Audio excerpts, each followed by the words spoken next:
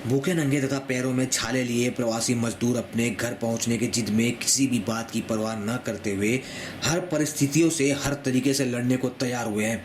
डबडबाई आंखें, महिलाएं, बच्चे, पुरुष, कभी ट्रक में तो कभी पैदल, कहीं ठेलों पर तो कहीं चलते हुए। भारत में कमोबेश हर जगह प्रवासी मजदूर की यही स्थिति है, परंतु बहराइच में नज़ारा कुछ और है।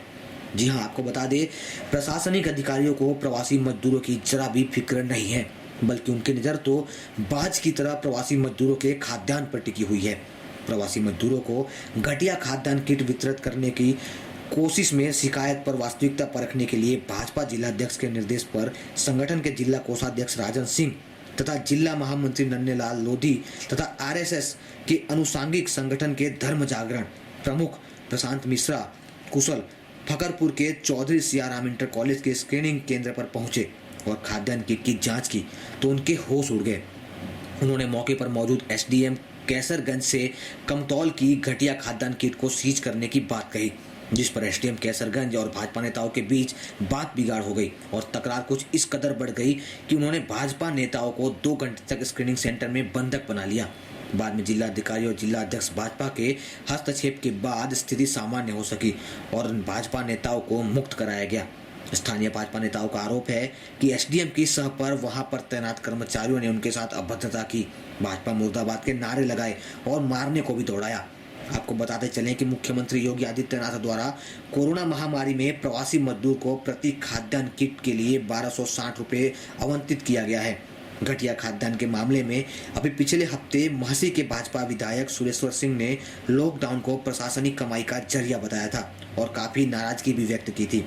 स्क्रीनिंग सेंटर पे हमारे जिला भाजपा के जिला कोषाध्यक्ष राजन सिंह जी को सूचना मिली, नन्हेलाल लोधी जी जिला महामंत्री, उनको सूचना मिली कि वहाँ पर स्क्रीनिंग सेंटर पे जो राशन किट वितरण किया जा रहा है उसकी क्वालिटी बहुत ही ख़राब है। इन्हीं बातों के सत्यापन को लेकर के हम तीनों लोग वहाँ पर गए थे। वहाँ पर पहुँचने के बाद हमने आदरणीय एसडीएम महोदय से कहा, भाई 4 बोरी आप सील करके इसको आप रख दीजिए, जिससे उच्चाधिकारी जो भी हैं उनसे जांच करवा के हम इसका सत्यापन करवा लेंगे। लेकिन इसी बात पर एसडीएम महोदय भड़क गए और उन्होंने हम ही लोगों को भ्रष्ट और बेईमान बताना शुरू कर दिया। इस पर फिर हम लोगों ने उसका विरोध किया कि भाई आप हम भाजपा के लोगों को, संघ के लोगों को, संघ परिवार के लोगों को बेईमान और भ्रष्ट बताएंगे। तो इतने पर वो एसडीएम साहब उग्र हो गए और वो बाकी आपके पास ऑन रिकॉर्ड वीडियो भी आया होगा, उस पर आप लोग देख रहे होंगे क्या है स्थिति, आप उसकी यथास्थिति को खुद समझ सकते हैं वहाँ की। पर मैं ये कहना चाहूँगा कि भारतीय जनता पार्टी के शीर्ष नेतृत्व ने इस पर संज्ञान लिया है और उस पर वार्ता लगातार उन लोगों की चल रही है। और अभी इस विषय पर ना जिलाध्यक्ष जी से कोई वार्ता हो पाई, ना किसी वरिष्ठ नेता से कोई वार्ता हो पाई है। लेकिन हाँ, मैं ये जरूर बताना चाहूँगा कि वहाँ पर जो बंधक बनाने की स्थिति थी, बंधक उन्होंने गाड़ी की चाबी ले ली और वहाँ से जाने नहीं दिया। तो इस पर जिले के दोनों पदाधिकारियों ने जिलाध्यक्ष जी को सूचित किया। जिलाध्यक्ष जी के वहाँ पहुँचने के बाद लगभग 1.5 घंटा बाद एसडीएम महोदय गाड़ी की चाबी देने को तैयार हुए। ये बहुत ही दुर्भाग्यपूर्ण था। मैं निश्चित रूप से बहुत ही शर्मनाक स्थिति थी वहाँ पर।